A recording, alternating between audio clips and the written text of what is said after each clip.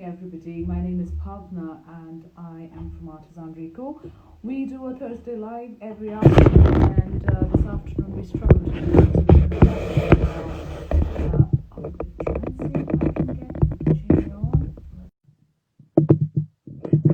Give it a moment and see if I can get her on. Fingers crossed it will work this time. It did.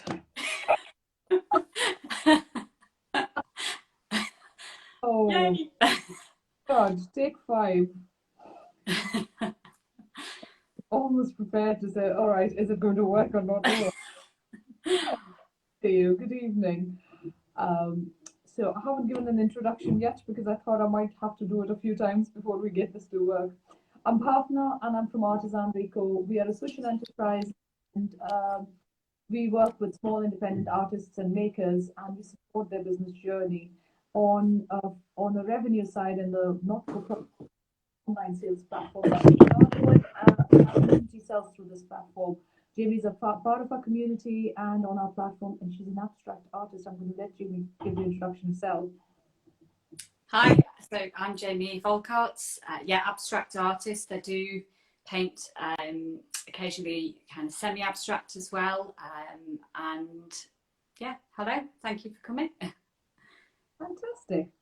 So every Thursday we do this live, and the idea of the live is to meet our maker and meet the person behind the art, behind the craft, whichever one we've got showcasing. And if you've got any questions, please feel free to ask. We'll go through a journey. We'll ask Jaimie about her about a passion for art and why she does what she does. Essentially, I'm really keen to see. So let's start with this. How long have you been painting? So I've been painting for coming up for 3 years, but been taking it more seriously over the last 12 months or so. I started painting. I worked for a long time in a corporate job. So I was a HR manager for many years, and I left work back in 2005, at the end of 2005, left to stay at home with my children, and or say stay at home. They were going to secondary school and they needed quite a bit more attention, and I decided that the job I had was probably a bit too big. So stayed at home for them. Soon discovered that I needed to do something more than that, that I love all the things that go with looking after the house and the family and everything, but you just sometimes want something for yourself. So took up some local art classes, and that was it. I remember the first night going home and just thinking I could do all of these different things. I really wanted to. There's an artist called I'm going to get it wrong, Danielle O'Connor Akiamba, where she paints floral, quite abstract floral paintings, and I thought I want to have a go at doing that. So just as a practice, I had a go at doing one of her paintings and started to learn a little bit about acrylic and so on. And then, yeah, haven't stopped since. So although I've been doing it only for 3 years, that's been quite an intense period because I've been painting, without working as well. It's meant that I could really dedicate time to it. So I've learned everything from doing portraits through to pet portraits, landscapes, and but abstract is my true love. So, it almost sounds as if I could go and try and learn to paint and I could get it. Surely you were creative right from the very word go. Yes. So two answers to that question. One, I've always been creative. So I loved art in school. Well, I loved drawing and I loved painting, and not painting so much, drawing I used to like as a child. I took art, but art in school back then was taught in a particular way that wasn't really motivating. You were taught, it was too confined to the rules. You had to do things in a certain way, and really I just never took it up. After that, I think life took over. I didn't really paint or draw or anything for a long time. I was focused on my education. I did a degree in applied social sciences back in the northwest where I used to live, and then I just got carried away with life and corporate jobs and so on. And then my daughter was born, and I started to bake. and I started to think, hang on a minute, I'm not going to go and buy these birthday cakes. I'm going to make them myself, and I'm going to decorate them. So my first attempt at a cake, fully decorated cake, was this big castle with, you know, and I bought all the equipment, and then that was it. Cake decorating was my thing. My nieces would want cakes from me, and I made cakes for a few friends and things. So yeah, I'd be making little figures and things like that. Interior design has always been an interest for me. So since I've had my own house, I've decorated, we've been renovating a Victorian property, and decorated all of the rooms except for my art studio. It's quite bare in here. But yeah, so have always been creative. But to answer the second part of the question, I do believe that anyone can make art, and anyone can paint, and anyone can draw. So everyone says, well, I can't draw, I can't pick a, you know, I don't know how to do it. It is like anything.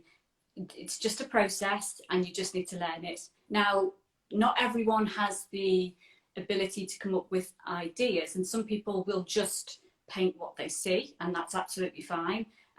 But absolutely anyone can make art and can paint and can do it to a satisfactory level if given enough practice and motivation to do it. So definitely think it's for everyone, and actually there's so much benefit in doing it because it's so relaxing. Yes, I know. I don't know, and I do know. I mean, the only thing I can paint is benches in my garden because I'm very therapeutic to go back and forth with the colors. So I've got a very colorful garden. And yeah, even the poor dog's kennels are painted yellow and pink. But that's the extent of my creativity. It is quite, it's quite amazing, you know, to see that, you know, you're self-taught. You haven't really studied it except taking classes when you decided, you know, you wanted to do it, and taking it from there. And your heart's lovely. So it's really heartening to see that, you know, it is there is another way of doing things, and you know, if we have the chance we can do it. So tell me a little bit more about how come abstract then? I mean, since world was your oyster with what you were doing. Yeah, so like I say, I do like painting things that are not abstract. I did a portrait of my daughter. I love doing that. Really abstract for me is just the freedom. So I just found that I like to throw paint on a canvas. My earlier paintings were a little bit more crazy than my more recent things. My more recent work is a little bit more planned and controlled, and I know where I want to get to, but it's just fun. It's just fun to create different shapes. I am more drawn to abstract art in my house. So the way that I approach art is I think about, would I put this up in my home? And I've created a couple of paintings for my house, and I always tend to go for the abstract pieces. Even the paintings that we have that we've bought from other people are a little bit abstract. So yeah, I can't explain it. I think it's just the freedom of it, the colours. I like, so for example, this piece behind me, it just kind of draws you in. So for me, art, I'm in awe of people who can paint photographic, very detailed, lifelike. And I've done some of paintings like, so I've done some pastel drawings of my pets, for example, which are very lifelike. And I like that, but I just want to be able to see that it's paint, and I want to see the texture. And you can get some fantastic textures with abstract paintings. So I like the fact that you're kind of drawn in and you're wondering what's going on, and you can say, well, is that mountain or is that water? And you start to wonder what the artist is thinking about when they paint. So yeah. Oh, that was water. I thought you were inspired by the sea. That was going to be my next. Yeah, it is. This is called Abstract Elements. This is on Artisanry Co website, and it is inspired by water, but we do have a few little mountains and things in here which you probably can't see. I'm just going to take you off and you can have a closer look. So can you see the... You know, now that you say it, see, that's where I think the abstract comes in, because I sort of assumed when I initially saw it, I thought these are waves. Yeah, so there are elements of water in there. So we've got the the kind of waves that are kind of swooshing around and things. But yeah, you can make your own story from abstract art, which is one of the things I really like. I think my first impression when I saw it was it felt like a whirlpool, and it was very what's the word? It was very it draws you in the sense that it just you could sit and look at it for a long time, and Yeah, there's something interesting about it because you can sit and look at the different elements that you can see. And maybe if I yeah. look at it long enough or decipher those as a mountain, but it just looks beautiful. It looks absolutely amazing, and you could just murmurizing. That's the word I was trying to remember. Yeah, that's what. Thank you. Yeah, that's what it feels like. So, a little bit, tell us a bit more about your painting. How do you paint? I mean, what sort of, what's your style? What do you do? So I work quite intuitively. So I'll have an idea in my head. Some paintings are planned, and I will know where I want focal areas to be, where I want to draw people's attention, and where I want to lead. So in this painting behind, you don't just look in one place. You kind of your then eye is drawn into another particular area. So I start with an idea of where I want that focal area to be, and then I put some music on and just go with it. And sometimes my starting out position is very different to where I end up. So I think there is actually a video of me creating this on the Artisanry Co website. I think I've got a time lapse in my in one of the videos, so it's quite fun to watch. I love time lapse videos. Yeah, this was all created with Sam Fender on in the background, dancing away and just going for it. So what I do, I'll just show you some of the tools I use. So I generally apply quite, not every painting has this, but I apply a layer of texture onto the base of the painting. And I do that by using something called modelling paste. So these are all the little tips and tricks that you don't realise that artists use. And I'm probably giving away all the secrets now. But so here's an example. So this is Liquitex, and it's called flexible modelling paste. Okay. And you can do all sorts with this. So you can apply this, you can put paint into this and mix it up with it, or you can apply a base layer. So what I do is I just take quite a big amount. I'm going to show you now. Put that down. If I just stand up and show you. And then I just, depending on what I want to do, I just leave it and kind of move it around. Can you see that okay? And then you can create lots of different effects. And then when that dries, and I work out where I want that base of texture to be. And when that dries, I tend to leave that about 24 hours. And when that dries, that then gives you that lovely texture underneath. When you use acrylic paint, it does do that as well. So you don't always need to use a texture paste, but on some sections here on the painting, I think you saw some of the close-ups a minute ago when I brought it across.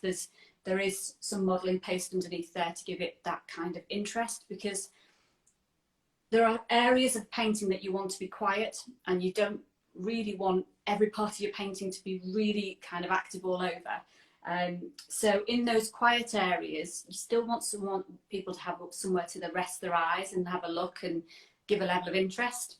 So that's why I do it, and I just love texture. I love walking past a painting and going, I remember thinking, how did they do that? How do you get that underneath the paint?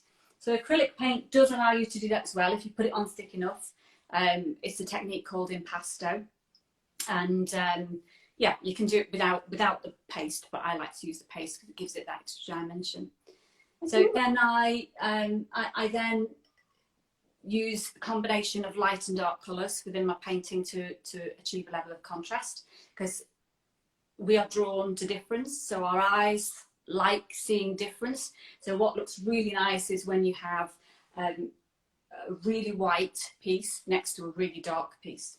Again, I'm giving away secrets of composition and things here, but that will be the area that your eye is drawn to. So that tends to be, you have to think about things like that when you do your painting. That's very interesting. Cool. Yeah. blue a lot. I mean, is blue your favorite color? Because most of your work is blue base with stuff. 2020 has been a blue phase, definitely, in more ways than one. So I do love blue, and I wear a lot of blue actually in my wardrobe, because blue tends to come up quite a bit. I also really love purple, but one of the things I've learned with creating art is that sometimes you need to, you know, some of the colours I might use originally, I've pulled them back a little bit because they look quite bright. You know, it's not as pleasing to the eye when it's all seen on a canvas. So blue, I love. I grew up by the sea. I don't know if that's part of it. I love this particular dark blue, which is a Prussian blue. Can't explain why. There's different. So there's a whole range of different blues. There's everything from ultramarine blue, Prussian blue, cobalt blue. There's a vast range, and there's certain ones I enjoy. I like indigo blue and I like Prussian blue, and they're very dark colours. So yeah, maybe it was the sea influence, but blue does tend to appear a lot. I am working on some studies at the moment, which I'll give you a little sneak peek if you want to have a little look. So these are, I have to warn you, they are studies, and they are really not nowhere near finished, and they're not something that I would ever put out. They're just me playing with paint, really, just to have a go at seeing what works. So this is how I start to develop an idea. So I have got my blues and purples up at the top. I don't know if you can see that. Oh, I'll just go there. And then, but this one here is like burnt umber and browns, a little bit of blue in there and a little bit of red. I really love that one, even though it's just a quick sketch. And then I've got some really crazy ones down here. The one that you were just showing looks like a very dark, stormy night. Yes. Yes, I love atmosphere. That's like, atmosphere is very, very important to my paintings. I mean, sorry, go on. Say that again, sorry. I like that particular one. I'm looking forward to seeing that on canvas when it's done. Yeah, so the other thing that I have, as I've learned to, as I've grown and learned myself, I found that it works really well to have a series of paintings. So rather than just, when I was initially painting, I would do one-offs. And what that can do is that can really make your work inconsistent. So by having a series of paintings or focusing and limiting yourself, that can start to help develop your style. So I struggled for a long time trying to work out what my style is. And I still, to this day, I'm still tempted to do, you know, really very different things. But you have to have a level of control and know that, you know, sometimes you just can't, you can't just do everything you want to do. So blue really helped me to focus. So this year I set out, and actually the original intent was to create paintings to go with the Pantone colour of the year from an interior design perspective. So that was classic blue. So I thought, right, that gives me a focus. You know, the inspiration came from there. And then blue has taken over this year, really. Everything became blue. And then more recently, I started painting in oils, and that's one of the paintings behind. So I'm going to take you off again. So this is not yet on Artisanry Co, but I'm working on some. Can you see that? Can you see that? It's it looks a bit grey with the light shining on it. No, I can see it. I don't know what you painted, but it looks like, again, sea, and you can see the shadow almost. Yeah, it looks like a very dark night again at the sea, as opposed to behind you, which is almost, yeah. There is, you know, as a onlooker, I would say there is something in your paintings which is very similar. Yes. And you can see the style. You can see that it's done by the same artist, and there is something that it seems that it almost feels as if you're drawn to something which is very dark in the sea, not just a very bright, cheery, bright daylight, but there's Yeah. some in the evening that draws you more. Yes, I definitely like dark colours. So my house is all decorated with my living room's monochrome. I've got black curtains with bits of gold in them, and I've got black fitted furniture and things. So I do like dark colours. I've tried to paint. I see lots of artists who do really, really light coloured neutral paintings, and I do occasionally paint things like that. But the dark, moody scenes definitely appeal to me more. Don't know what that says about me. Different things, and artists develop their own style. So I think while you might think that you don't have a distinctive style and you need to rein it in, actually, um, standing on the outside, you can see you have a style, and Yeah. there is almost a theme that's running through each one of them. So that I have to say, I am looking forward to the darker blackish red and that blue. Yeah, so that's going to be. I won't just do one of them, as I was saying. I like to work in series, and that helps you then to develop a body of work around it. So you can take the same colours, for example, and apply them to a whole range of different paintings. And how many do you usually do in a series when you say you do a series? So it's about 5 or 6. My recent oil paintings, I did 4 kind of 60 centimetre square paintings with one larger, wasn't too big, it was about 70 centimetres wide, rectangle painting. So that was 6 in that series. In my blue collection, that's about 6 or 7, and some of them are on paper. The other thing that I would do as part of the collection is I would release, if I felt it was appropriate, I would release prints. So some of my work would work well as a print, and others don't work well as a print. So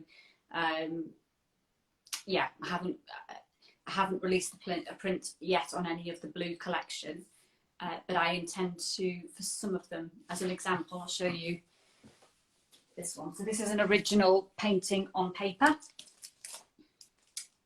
You see that one? So I'll just hold it. Sorry, is that glare too bad on there? I can't tell. You can see that. Lovely. So that's one that would work well as a print, because there's a set of 3 different styles of that which you could then publish them as a print. And how long do you take to paint? Sorry, I am listening. I'm just moving that there. How long does it take you to paint each piece? I'm assuming acrylic would be a bit sooner than oils because of the time it takes to dry. Yeah, so an acrylic painting like this one, I would probably, I paint quickly with acrylic. So I tend to do the majority of it in one sitting. So talking maybe between 2 and 3 hours, the whole canvas is covered. It's probably got 2 layers of paint on it. It's got all the dark and so on. It's got all the areas that I want to show in terms of contrast and so on. And then what I do is I like using, this is my other favourite tool. I love using my palette knife. Right. So I create a base layer and my contrast and so on. And then what I do is I get all the paint that I've been using, so the different blues and the whites and so on, and kind of dab it on the palette knife, and then I just swoosh it on top of the painting, so it starts to combine the colours, and it just gives a really nice effect. So yeah, that takes about 3 hours, and then what I like to do is I like to do some of those detailing texturey bits, and then I go away and leave it, and then I'll come back over the next day or 2 and just keep coming back to it and saying that needs that there. I'll turn it upside down, have a look at it in the mirror, which really helps. And one of the best tools is to take a picture of it. So when you take a picture of a piece of work, you can see it and say, actually, I don't like that area, that sticks out a bit too much or something. So yeah, it probably takes about 4.5 to 5 hours for something like this, but over a series of days, and I work on multiple paintings at once. For oil paintings, it's a little bit different. So the painting behind me here, that probably would take me a week from start to finish, but that is a week of leaving it because it needs to dry. So you get to a point with an oil painting where if you apply any more paint, it's just going to make it all muddy and smudged. So you have to leave it to then come in and add the contrast, the darker areas or the lighter areas. So yeah, that takes much longer. And which out of the two is your favourite medium? So I would have always said acrylic because it's easy and it dries quick. I mean, the advantage is acrylic just dries so quickly, and like I say, you can be done in a painting in one sitting if you wanted to be. But there is something about oils that I am now really liking. This series I've just completed is my first series in oils, and you're just able to achieve that misty kind of look with it, which is that atmospheric look that I really enjoy. Saying that, it depends on the effect I want, so you can't get the same level of sharpness and contrast as you can with acrylics. Acrylics give you a really crisp finish. You can paint both in both ways. So I'll show you another tool. So it's very hard to blend acrylics, and I discovered this from a YouTube video actually. So a lady on there is a professional artist, and she advised how to blend acrylic paints. So I use this, it's an air propellant spray, and I've got water in a little container here, and what I do is I apply the paint, and because it dries so quickly, I don't like to use a medium, because some of the mediums you can use with acrylic to extend the drying time, they're actually a little bit toxic. So when they dry, they release some toxic chemicals. And I like to have non-toxic products that I use because, well, for obvious reasons. So I spray this whilst I'm painting. So I'll spray it across the area, and then I will use my mop brush. Mm-hmm. So my mop brush, I then kind of just circle movements across the painting all over, and it just creates a really nice blend in the background, which is similar to an oil painting. So you'll see a lot in acrylic paintings, there's lots of people use a lot of brush strokes, and that is deliberate, and it's a lovely effect, but sometimes I want that smooth gradient transfer between the two colours. So yeah, I'm giving away all my secrets here. To be able to still paint, I mean, you make but I'm looking at that and I'm thinking, it's not that easy. It just sounds very simple, but I'm sure it isn't. So tell me, the sizes of what you do. I mean, you said 60 centimeters. Is that your standard? Do you do smaller ones as well? So I tend to paint big. I prefer painting big. The 50 centimeter one behind me in the frame, that is the smallest I tend to go to. I have been working on one a little bit smaller than that, but generally I prefer the bigger canvases. So it tends to be about the 36 inches by 24 inches is my standard I use. I do also use 30 inches by 40 inches quite a bit. In fact, I just completed a commission for somebody locally that was a 30 by 40 inch painting, which is about 120 centimeters wide. Right. So yeah, the bigger is better for me. But I have done a 48 inch commission for somebody. That was 48 by 36 inch.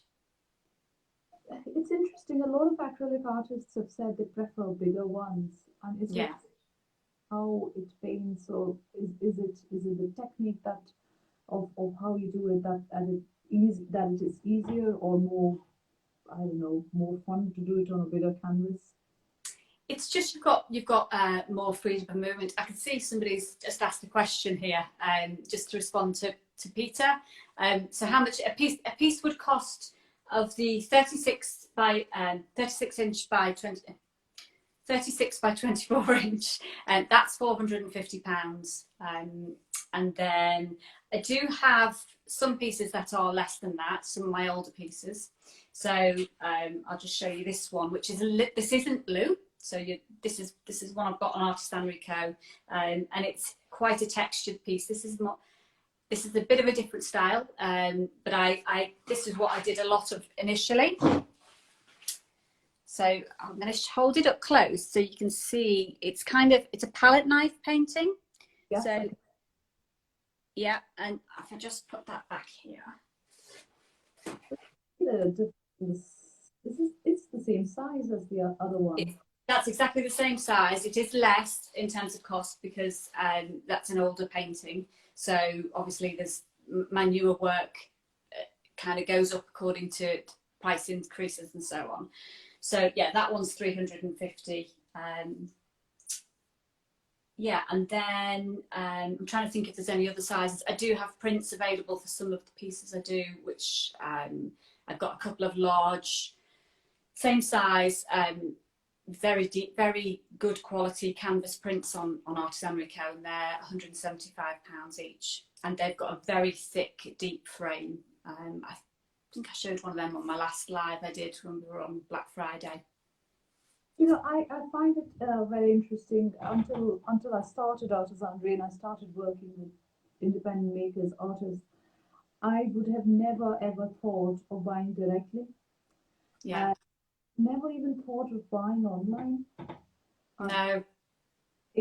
And I don't think I could afford gallery prices either, because knowing fair well that the artist sometimes gets only 50% out of it. And it's actually opened my eyes to a completely different world, that there is this absolute incredible talent out there. And if you're paying, you know, I mean, as Artisanry, we only charge 11%, which includes the VAT. So as an artist, it's fairly low what we charge.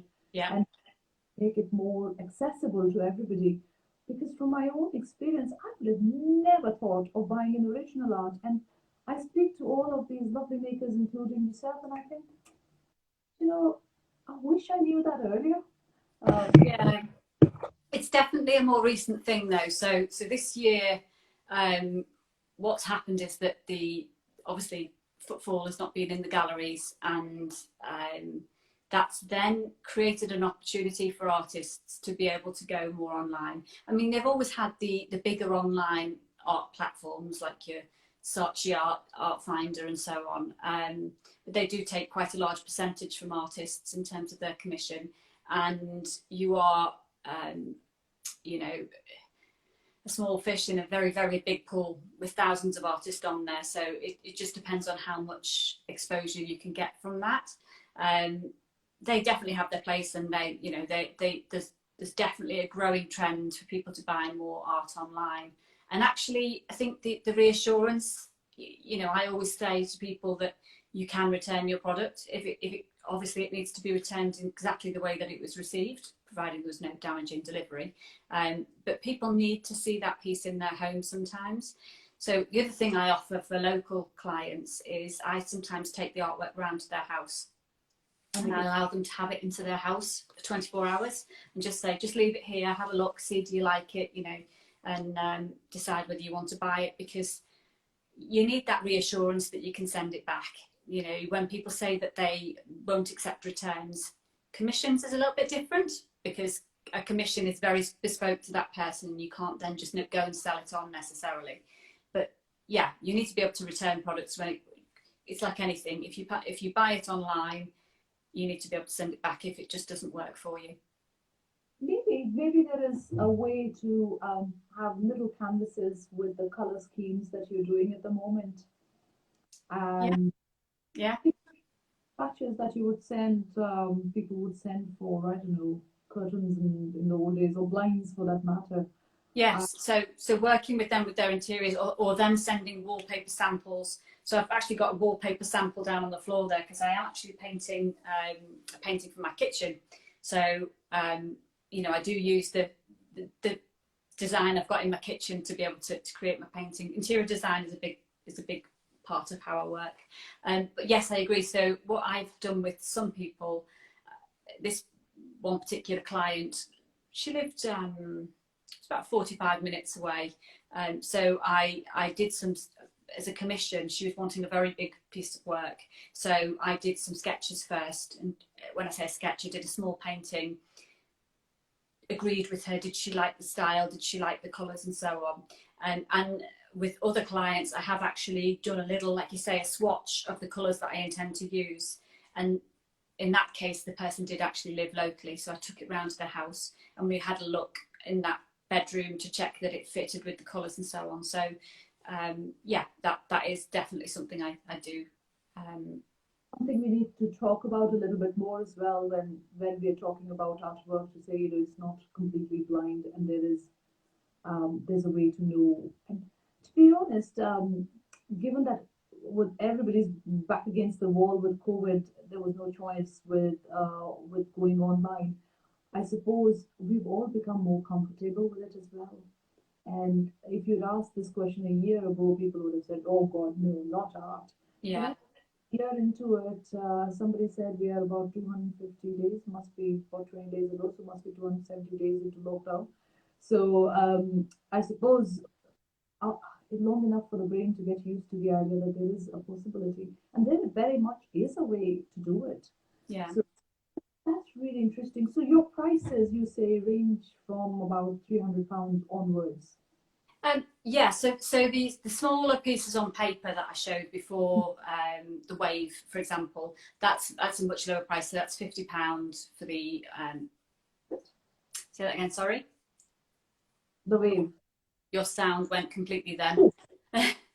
The wave that you were showing me earlier, is that a print or is that? No, that was an original. So I've got. So there's this one here. I don't know if you can see that. Can you see that okay? That's an original as well. So it's just onto acrylic paper in a mount. And then this wave here is an original.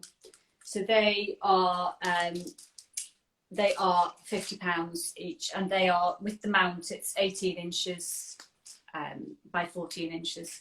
So that's the lower end price point. I do have prints as well. The prints that I'm currently working on, I haven't loaded them yet onto Artisanry Co because I'm just still working on the colours. But as an example, sorry, I keep disappearing off the screen to go and grab various bits of props I've got. So this is quite a large print.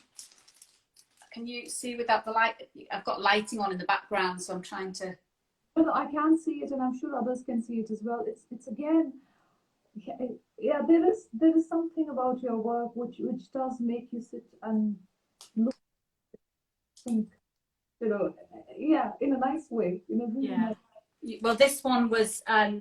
So this particular series is called, includes the painting behind, it's called the Reflection series.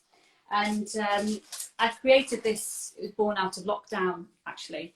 And the process of using oils, the process of us all taking a pause and not doing our normal day-to-day activities, just made me really start to, I would go for a dog walk in the morning and I'd just be like, really appreciating things. It was lovely. It was quiet. There was no traffic. Forget all the bad things to go with it. In terms of nature and in terms of appreciating what you had, it was a real kind of a real eye opener for me. So the series I created was called the Reflection series, thinking about reflecting on this past year and so on. And they're all inspired by elements of nature.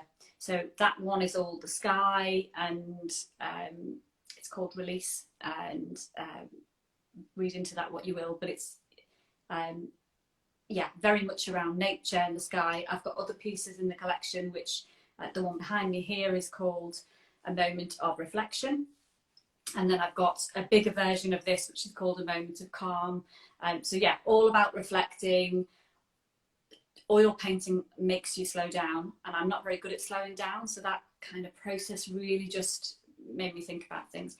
So yeah, so that particular one, they will be available once I get the colours exactly as I want them, they will be available on Artisanry Co. And that one there would have been a £60 print. It's actually on my website. It's a special price at the moment because I'm working on the colours. So I may put them on Artisanry Co. I haven't quite decided yet. It's just because the colours are not there yet that I haven't put them out. Turquoise that you're having. Sorry? Problem with the turquoise. Yes. I mean, actually, there is a turquoise element to that painting, but on some of them, not so much. The other thing that I'll just show you, because it's very different and it's not blue. These I am going to put on Artisanry Co. And these are, you'll be quite surprised, very different. So these are floral paintings. Yes. So this was a floral stage I was going through. I was just experimenting with, they're a bit abstract. Can you see them? It's really nice, but yeah, after looking at the work, it just feels like a different person in a way. Yes, so that's why I focused on this. You know, this year I decided I'm going to be more abstract. I'm not, flowers are it's nice to create these and I really enjoyed it, but that's not the route I want to take. So I have done a few of the floral ones and these prints, so we were talking about prices, this is a £35 print of that size, just so you get an idea of the prices.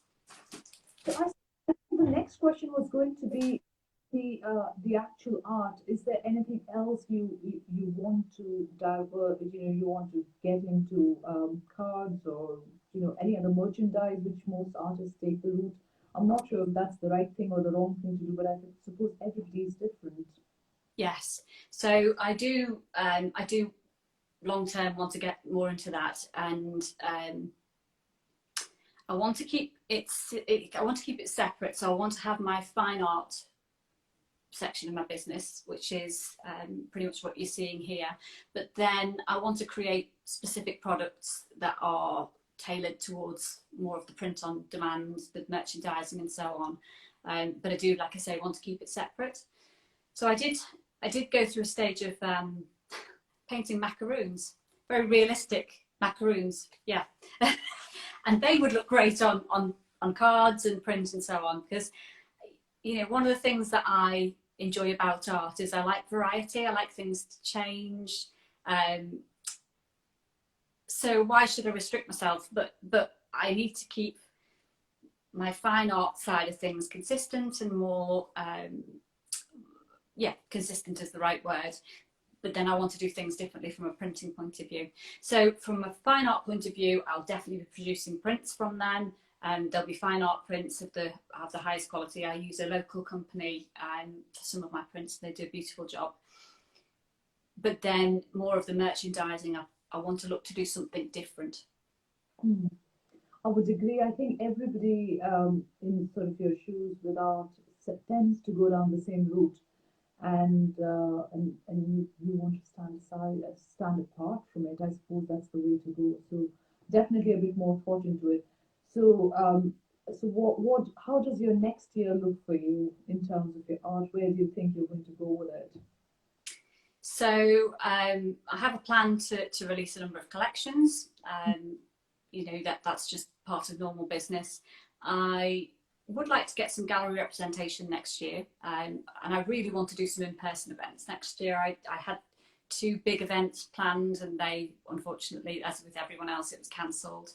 I love talking to people. I was HR manager, and I love art, and I love my own company, actually. I like being at home on my own with my dog, but there is something very special about talking to people directly and being able to see their reaction to your art, good or bad. It's nice just to be able to chat with people about what they like and what they buy, and even if it's very different to what I create, that's fine. So yeah, that would be really nice to be able to go and do an in-person event, and just create more and build a bigger group of people who follow me because they like my art, and I can build a connection with, because I've created some great connections through art and Instagram especially, and I just want to carry on with that.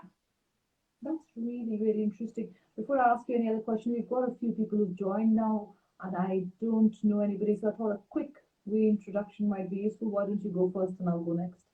Okay, hi, I'm Jaimie Volkaerts. I'm an abstract and semi-abstract artist. So we're just talking about my processes and my pieces of work throughout the session. Thank you. And I'm Bhavna, and I'm part of Artisanry Co. We are a social enterprise, and we support small independent makers and artists. And on a for-profit side, we've got an online sales platform where all their work is sold. So please go have a look if you haven't. We've got some very, very talented makers, and all the profits go back into the development of the community. So thank you very much for watching us. We've got a few more questions for Jaimie before we close up. I mean, it's run a bit longer than I thought. It's quite interesting. Every time I think 40 minutes, and then you get busy in the chat, and it's so interesting. Goes on. I was going to ask you another couple of questions, more on the sustainability side, more on your packaging side, and something that I ask everyone, because I'm really conscious, you know, we want to create local sustainable economies or help create local sustainable economies. And I just feel that, you know, the entire process, right from the inception to the point that it is delivered to the customer, is really important. And we must keep it as carbon neutral as possible, keep thinking about our environment and how it is, you know, how all of this is impacting. So it's a conversation that's a lot easier when I speak to crafters and jewelers especially, but it's a lot more with artists. But just your thoughts, how can we keep our carbon footprint as neutral as possible? Yeah. So locally, if anybody orders from me, I try to, you know, obviously deliver personally. If it's further afield, then there's two things I do. So if it's a UK buyer, I would need to use plastic bubble wrap and so on at the moment to wrap the paintings. I wrap them first. I put tissue paper, so it's an acid-free tissue paper over the top of the canvas, because the plastic can react. It doesn't happen overnight, it's a long time thing, but if somebody left their painting sitting in plastic bubble wrap long term, it can cause yellowing. So I put acid-free tissue on, and then I would use corner protectors, which are cardboard.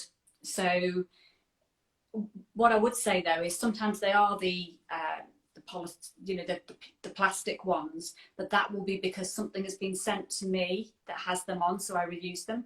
So I always try to reuse packaging that's sent to me. So if I'm receiving some canvases and they come with a big box and they've got bubble wrapper and so around it, providing the wrapping is not overly damaged, then I would reuse that, because I don't want to have to go and use a new fresh piece and just waste all that plastic. So I am looking at sustainable options longer term in terms of the corrugated cardboard to be able to wrap the paintings. But yeah, at the moment I don't do that. The other thing I do, which quite a lot of artists do actually, so if I send something overseas, I take the canvas off of its stretcher bars.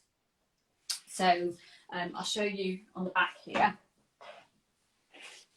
So if you can see here, it's just attached on with staples.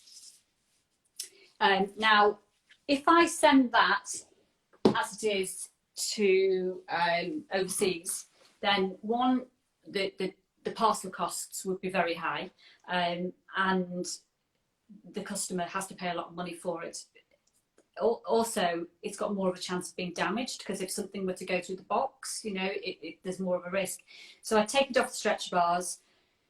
It will cost the customer less to get it re-stretched onto canvas bars than it would do for the postage in a lot of occasions. So to send it to somewhere like certain parts of the US, you know, you can be talking £100, £150 for postage for some of the heavier pieces. So it really does make sense just to, it's very flexible, you know, it doesn't have an issue moving around. We recommend, or I recommend, as do most artists, that they allow the framer to unroll it, so they don't unroll it themselves because it could be damaged. And so, yeah, that works out quite well. It means you're not sending, you are literally sending it in a cardboard tube rather than sending it in big boxes. Why not do the same in UK then? Within UK, is it more expensive to get a framer to do it? So I think it's convenience more than anything. Customers ultimately would want to just be able to buy the painting and put it straight up on the wall. It's an inconvenience for a customer to be able to do that. It isn't a problem in terms of costs for UK deliveries. And I just think it would, I have thought about offering a stretched versus unstretched canvas, and then you pay a little bit less for that. But I tend to work on the stretched canvas. Some artists work, like I showed you my studies before, some artists actually work directly onto the canvas and then they stretch it onto the stretcher bars. I don't do that, so I would be taking it off to send it every time. So yeah, it's just a convenience thing really for customers, so that they can just take it out the box and put it straight on the wall, because I put all the fixtures on the back and so forth. But overseas it's a bit different, because I'm sure that somebody would rather not pay the huge delivery costs. No, I think that makes absolute sense. I think the other thing I've been thinking about is what you said about corrugated cardboard, which is an expensive option, but obviously a more eco-friendly one. Yeah. I was thinking about it, I don't know how, I think it must be last week's conversation with Sarah as well, and I've been thinking about it, that perhaps it's almost like it is a supply and demand. If there were a lot more artists asking for that sort of packaging, that there'll be enough demand for somebody to produce it at a more reasonable cost. Yeah. The challenge is when you go as an individual artist and say this is what you're looking for, and the cost is so exorbitant. As a small artist, independent artist, you can't afford it, which is totally understandable. And I think just from an artisanry's point of view, that's what I would like to do, get to a place where we can, go and get a better deal together, because there are 20 people wanting it rather than. Yeah, it's a good idea. Yeah. Keep saying that, and I haven't had the time to look for it, because some of the things I would like to do is to, find framers who are more, who are local, not just framers, but, somebody who works with wood and can make it, and actually bring collaboration within the community, where you can carpenter who would do your framing for you or make the frames for you. Yeah. What you need, and it just sort of is a circular economy of business going from, one business helping another business and then helping another business, that sort of chain. And I think coming into 2021, that is something that I want to definitely look at. Printing this other, almost like have a directory of suppliers that one can go to and use. So it's been fantastic and fascinating speaking to you. It's been a lovely chat. Not a long chat actually, now that I look at the time. Thank you everybody for listening to us. It's been really great. And if you haven't seen the platform, please come and have a look at it. If you don't follow us, give us a follow. Don't forget to follow Jaimie as well. And Jaimie, anything from your end before we say bye-bye? No, I don't think so. Thanks for having me. And unless anyone's got any questions, I suppose. But I guess there's loads of people saying hi and things that we haven't said hi to. So sorry. Hi, everyone. Yes, thank you very much, everybody, for listening in to us. And thanks, Jaimie, for your time. It was really great speaking to you. Thank you. Bye. Bye.